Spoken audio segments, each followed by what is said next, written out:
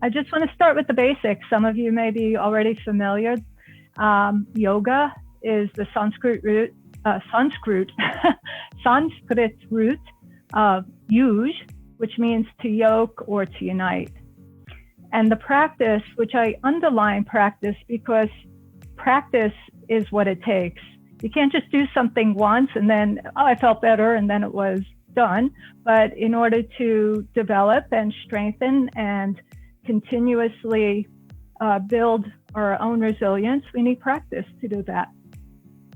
So practice of yoga yokes individual consciousness, which in the yogic language or philosophy is called the Atman, with the universal consciousness, which is the Brahman.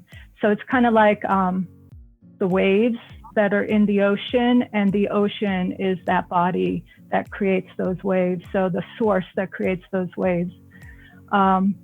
So our essential nature, And when you could recognize that this interconnectedness, there becomes a harmony between body and mind.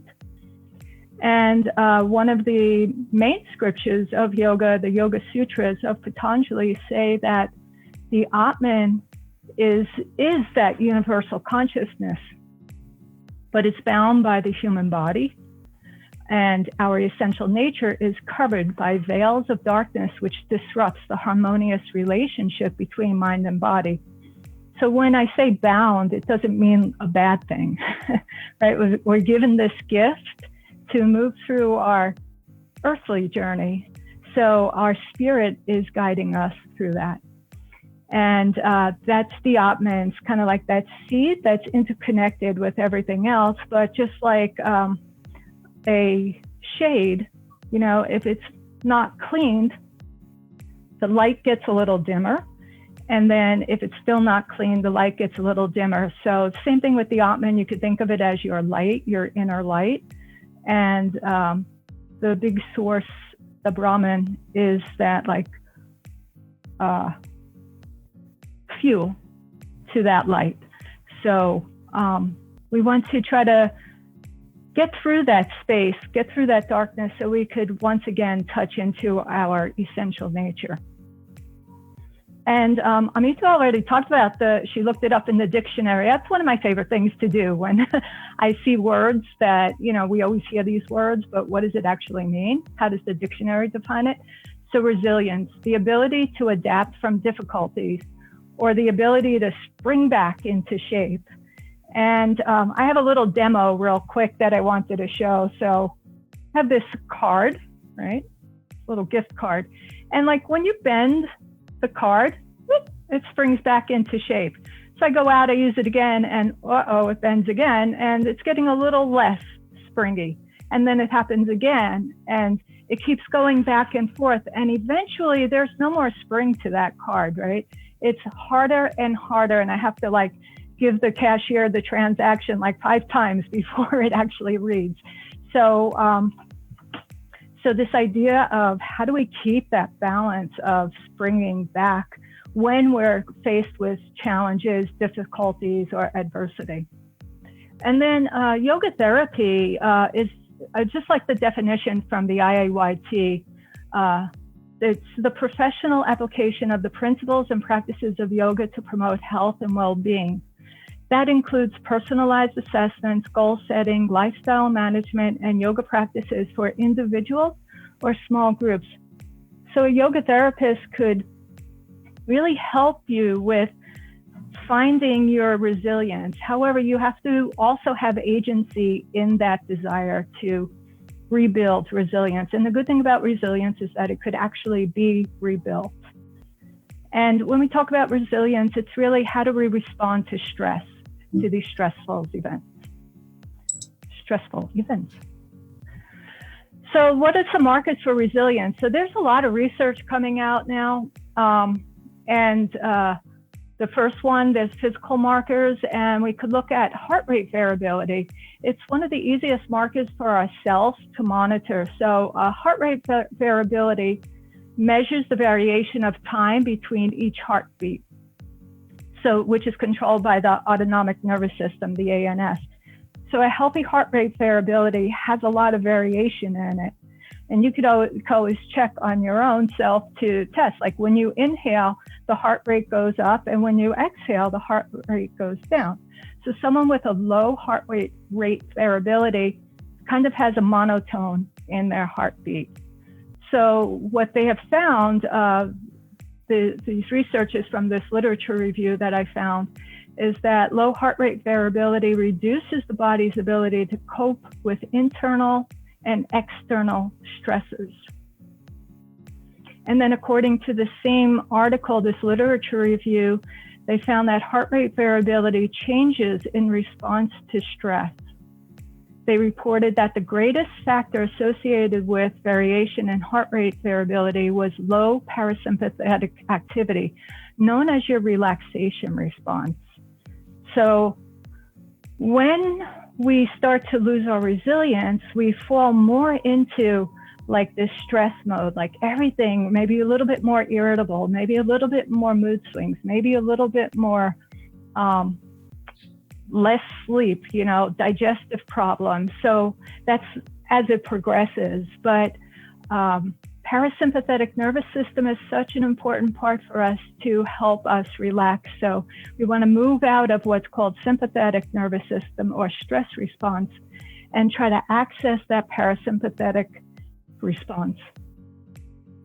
And then there's vital markers also. So with the breath, because the automatic nervous system, it regulates heartbeat, digestion, and blood pressure, but it also regulates our breathing, and in turn activating what's called the fight, flight, or freeze, or stress response, the SNS, sympathetic nervous system, or it could activate the relaxation response, the parasympathetic nervous system. So the healthier the autonomic nervous system is, the faster you are able to spring back, showing more resilience and more flexibility. And that was from a gentleman named Marcelo Campos from Harvard University. It's actually said that the breathing, when you do slow, deep breathing, or very conscious, just awareness of a slower breath, that it's almost impossible to move into stress response. So we have an amazing tool right here that is accessible without having to think about it, that no one knows that you're doing something. So it's right there. In yoga, the breath is the tool that helps to control the mind and unveil the darkness that surrounds our Atman. So I love that because it's the breath, everything breathes here. So when we could kind of focus that, our breath is interconnected. It's not separated from our body. It's not separated from our mind. It's not separated from everyone. So it gives us a sense of more unity, more heart rate variability and resilience. So same author, Marcelo Campos, says that research has shown a relationship between low heart rate variability and worsening symptoms of depression and anxiety. Monitoring heart rate variability can bring more awareness to how you live and think. So more and more researchers now are coming up with this idea of looking at heart rate variability as a very easy indicator of how one is resilient, of how one bounces back. And a nice way that you see how resilient you are is how long does a situation last for? Are you able to spring back from that situation a little bit more quickly than maybe the last time it happened? So we're going to talk about some coping skills and some locks and keys, if you will, that will help to restore our resilience. So first of all, there's a lot of research on this, much more on the meditative and contemplative practices, a little less on the physical, but we are discovering that there's a lot of yoga postures that could really help to support this heart rate variability. So on the physical indicator of resilience, the lock is a surge of hormones. So when you're in stress mode, you have hormones flying all over the place, especially cortisol, which is, a useful hormone, but when it's in overdrive, not so good. And that could be responsible for the belly fat that develops around the abdomen. And you're kind of like maybe all over the place because you can't control what's going on. So the key to help unlock that surge of hormones are yoga postures and relaxation. Relaxation is huge. There's so much research coming out about the importance of relaxation. Yoga Nidra, which is called a yogic sleep. It's called a program called iRest, helping those with PTSD. So, these are in variations. Like some people have a lot of stress, some people have a little stress, but just learning how to discover your own resilience will help to support yourself as you move through your life here and dealing with this kind of crazy situation that we all are experiencing right now. So when you get to the vital or the energetic or the breathing body, the lock is irregular breathing. So you may notice in your own self, if you get a little stressed, the breath gets a little high. If you're kind of like panicking, you can't get your breath. So there's some irregular breathing patterns. And the key for those irregular breathing patterns are breathing techniques.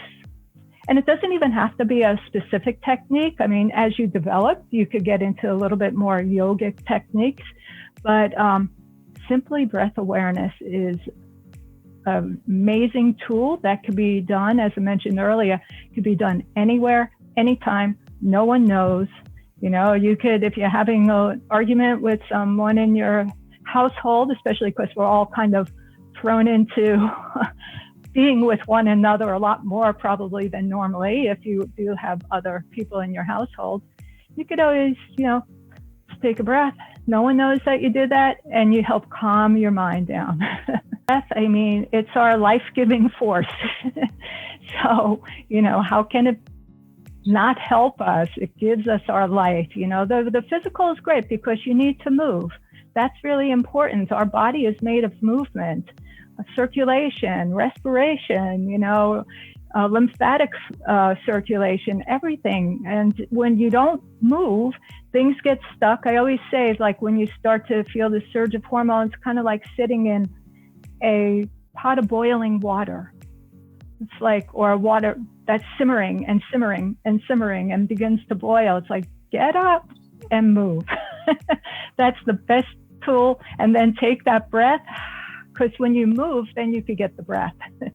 And very interestingly, that the exhalation is the breath that you really want to focus on, because the inhalation is like a vacuum. The inhalation, the earth, the atmosphere, the universe, it feeds us the inhale. What we need to do is give back through the exhale, and it's always hard to let go. So the exhale is like letting go. So it's always really great to begin with an exhale. If you're panicking, if you're just like in high stress mode, you want to try to get rid of what's inside before taking in, because Mother Earth, the universe, Father Sky, however you want to think of it, will give us that inhalation once we could clear out and make space for the inhale. So a very amazing tool. And then we get to mental. So there's a couple of aspects of the mental mind. When it has like ego-based, it's like the lock is anger and fear, becomes depression, self-doubt, anxiety, all those things that you could think of that don't serve us, that just create more and more stress piling on top of one another. And the key is to quiet the senses. So if we could just quiet down a little bit, we could soothe those kind of emotional experiences that are coming up. And one of the best ways to quiet the senses is through sound vibration. So singing, it's like getting out there and like even just to get that sound vibration out. It will help to clear the mind and quiet those senses. So in yoga, we talk about something called sense withdrawal, but I think it's really hard to withdraw your senses from everything. But if we could learn a skill in order to quiet the senses, then that's great. It could be a mantra, which man, mind, and tra is freeing the mind from the thoughts. So maybe it's some uplifting word that you could kind of repeat to yourself when you find yourself moving into these states of anger or fear or depression. But awareness has to happen first. And then the big picture, right? The universal consciousness or the essential nature, that Atman, the way that the lock that happens is that we consider ourselves separated, that we're not, this is me and that's you, and that's the tree and that's the dog, and that's the street. So everything is just separated, which could lead to isolation, which is really being shown that is not a very good thing on your nervous system. And for many people these days with this whole pandemic, are moving into isolation. So I'm sure that there's a lot of stress levels rising and a depletion of resiliency. So the key for this is meditation. It's hard to just sit and meditate, but there's different ways that you could do that. You could do mindfulness movements, you could do mindful eating, contemplative type of practices, just being more aware, being in the moment, trying to get out of that past and the future. And the nature of our nervous system wants us to think that way, because the stress response is to protect us. So we need the stress response. The stress response is really good because if you want to have fun, you want to ride a roller coaster, that causes stress. But how quick do you recover from that? So that's like the kind of variable about heart rate variability or resilience. So again, going back, some of the keys to that separation lock is meditation, yoga, philosophy, like philosophy like acceptance, accepting you here, now, where you are, that everything that is here is just right. Community, so important. Having like-minded groups of people come together, that's just a really nice way to help develop self-compassion and to develop empathy and recognize that you're not the only one going through this. And self-care, right? Yes, take a little time if you can, whatever that means for you, self-care. And just finding your joy. What is it that brings you joy? And reflecting back on that and incorporating joy. So joy is considered our blissful body, our blissful state.